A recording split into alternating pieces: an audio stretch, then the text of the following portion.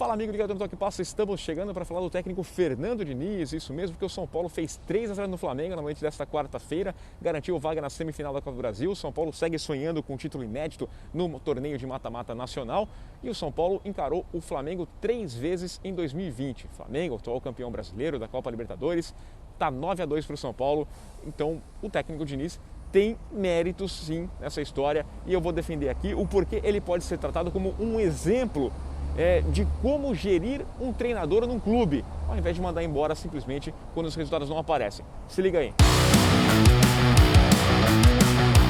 Bom, para começar, eu quero deixar claro que eu não sou engenheiro de obra pronta. Se você acompanha o Toque Passa, as gravações aqui no nosso canal, os podcasts na Pacundê, as lives que a gente faz, você sabe que eu defendo o Diniz, eu torço em primeiro lugar para que o Diniz dê certo, que seja um treinador, porque ele é um cara diferente, ele mostra um jeito diferente de jogar e eu prefiro 1000 vezes ver o Diniz do que um time dirigido pelo Mano Menezes, pelo Jair Ventura, os técnicos que se defendem muito mais, só pensam em segurar lá atrás. A gente tem discussões sempre com o Thiago Romariz, porque ele tem uma experiência ruim com o Diniz lá no Fluminense, o Porto também acompanhou um trabalho fraco dele lá no Atlético Paranaense no Paraná, mas eu defendia o Diniz, eu que acompanhei ele os últimos meses por estar como setorista do São Paulo na Rádio Bandeirantes, acompanhando o trabalho e vendo cada momento em que ele poderia ter sido demitido.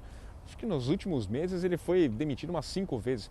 Poderia ter sido demitido quando foi eliminado de forma vejatória para o Mirassol no Campeonato Paulista, quando foi as derrotas seguidas, aquela sequência de derrotas que acabou culminando até na eliminação precoce na Copa Libertadores, ainda na fase de grupos, a eliminação precoce também na Copa Sul-Americana, mas a diretoria manteve. E aí eu vou até colocar um ponto. Acho que a diretoria manteve menos por convicção e mais por comodismo. Sabe que o São Paulo vive um momento conturbado nos bastidores. São Paulo hoje aguarda as eleições, né? Nós temos 2 candidatos ali e o Leco, que faz um trabalho péssimo na gestão do São Paulo, o Carlos Augusto de Barros e Silva, ele não queria mandar embora, até porque ele falou assim, bom, próximo presidente que chegar, ele que se vire, contrate o treinador que ele quiser, porque quem que vai aceitar também treinar um time, sendo que daqui 2 meses muda a gestão, muda a diretoria, eu posso ser mandado embora.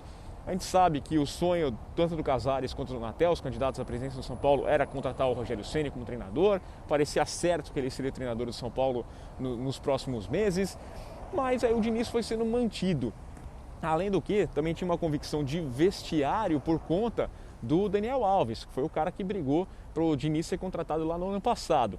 E o Raí fez um trabalho que, olha, o Raí também não faz um trabalho muito bom no São Paulo, mas ele encaixou um jeito de gerir essa situação do Diniz e eu acho que ela poderia servir como exemplo. O Diniz é um cara teimoso, o Diniz é um cara que insiste em muitas coisas e você vê essa teimosia no São Paulo ainda. Por exemplo, a mania de sair tocando mesmo quando está sendo pressionado, ele briga com o jogador, quando o jogador sente a pressão e acaba dando um chutão de forma acertada até, ele quer sempre essa saída no toque de bola, então você percebe essa teimosia do Diniz.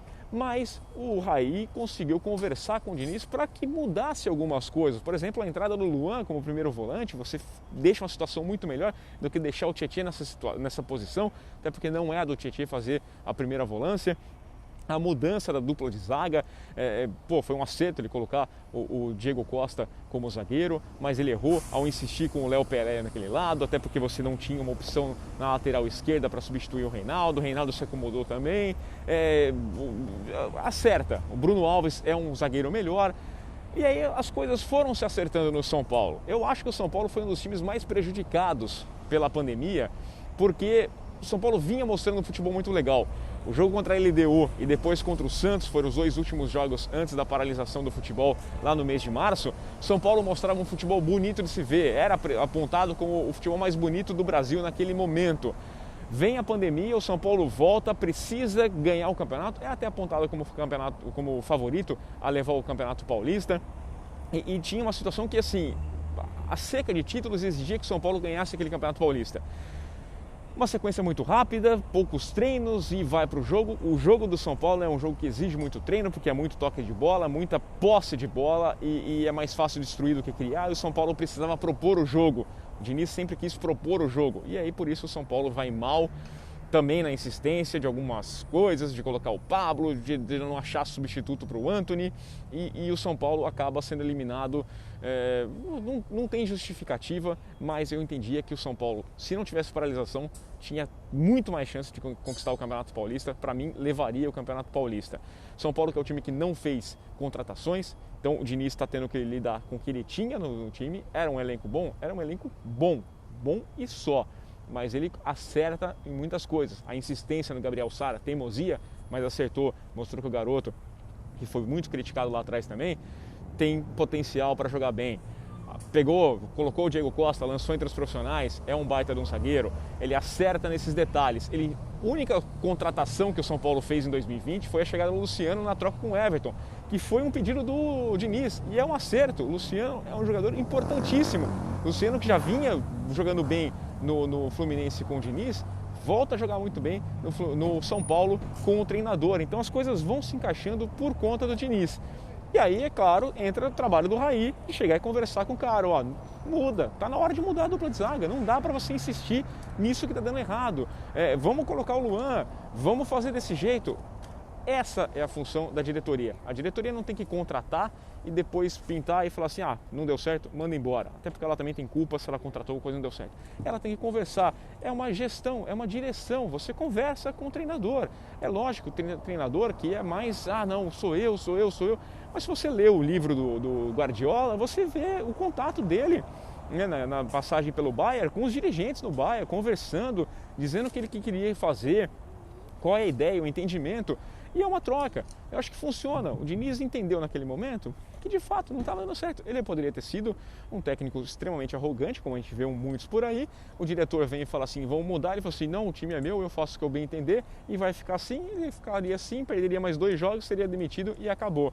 O São Paulo não. Ele ouviu, então, dos dois lados, admitiu o erro.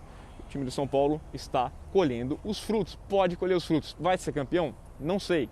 O título, cara, só um time é campeão, um torneio que tem muitos times jogando, né? O Diniz não pode pagar o preço pela incompetência do São Paulo nos últimos 10 anos, né? O Diniz tem que pagar pelo que ele está fazendo agora, e o trabalho está começando a dar resultado como tinha começado a dar resultado no começo do ano.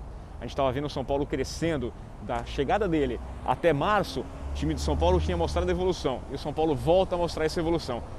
Então eu defendo o técnico Fernando Diniz e eu acho que ele serve como um exemplo para que quem sabe, muda a filosofia dentro do futebol brasileiro. E ao invés de simplesmente pegar e mudar o treinador, você conversar, você ajustar as pontas, mas apostar numa filosofia. Essa é a minha opinião, quero saber a sua, deixa o seu comentário, curte o vídeo, assina o canal, compartilha o Toque Passa e aquele abraço.